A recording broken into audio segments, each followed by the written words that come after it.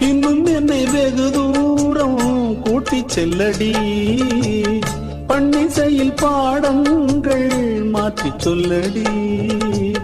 கண்ணி உந்தன் மனக்கூண்டில் என்னை தள்ளடி, கண்ணசைத்து அங்கேயே வைத்துக் கொள்ளடி.